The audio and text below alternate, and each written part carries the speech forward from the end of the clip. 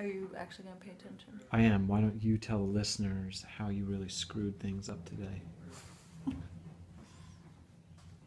I'm kind of redeeming myself a little bit. You are. All right. Walk me through your... I had about 4 mini heart attacks today. It's January 9th. It's day 9 of this series of preparation. Yeah, logistics. And it's like long overdue for me to have finished the accommodations, and I have for this is for Patagonia, one of the places where we don't have a host because we're going to be moving around. What destination are you most excited about on your trip around the world? This right here that I just effed up a little bit. Anyway, we're going to be in the park. We're going to be out on the trail for 3 days straight. I thought I had read that you could reserve camping or these like huts, hut to hut was the plan, closer to, but today I got on to reserve them and there is nothing left. And we have 3 days. It's crucial to our timeline that we're in the park for those 3 days. We're doing our ultra, we're planning on doing it the first day. So this is kind of the map. So Chris, I'm about to show you. All right, go ahead. So this loop following around here is considered the full circuit in this Torres del Paine National Park. Pene? Paine. There's a distinction. What we're trying to do is wake up in the morning and do half of this loop. So my plan was to get us here on night 1. This is not available. So I'm thinking, well, this is supposed to be free camping. If we can get a spot or if that's doable, we'll camp there the first night. So we have to do half the loop. How far is in the loop? 1 day. The full loop, depending on the variation you do, it's like 120K. So we'll be doing probably, let's see, this is 10K. Probably at least a 50K the first day.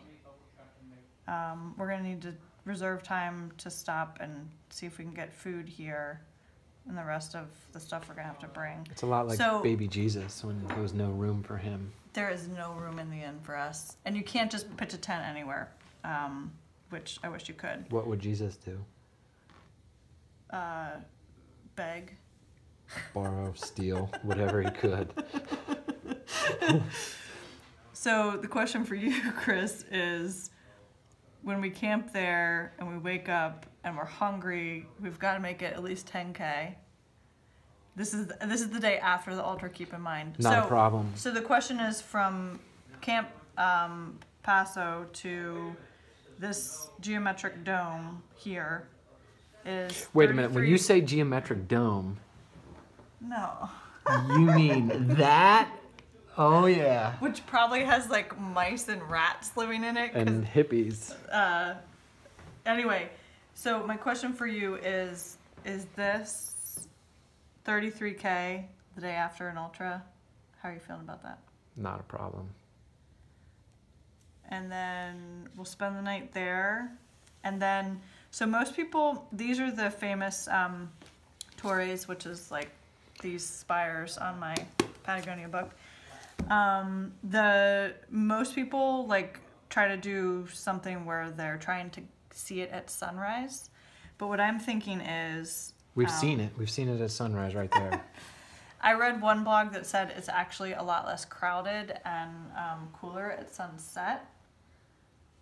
So because we're starting here and we'll need to get here, and then within that day we'll also need to get to our next site, I'm thinking we see it at sunset. Cool, I like it. So you screwed everything up, but then that's your new plan. It's the new plan. I'm hoping it's the plan that sticks. Oh gosh, there's so much to figure out. Are you still filming? There's no film in this camera. But seriously, I need your... I think that's a great plan. It's a great plan. But you're hold on. I need you to like really look at this. Okay. All I see is squiggly lines.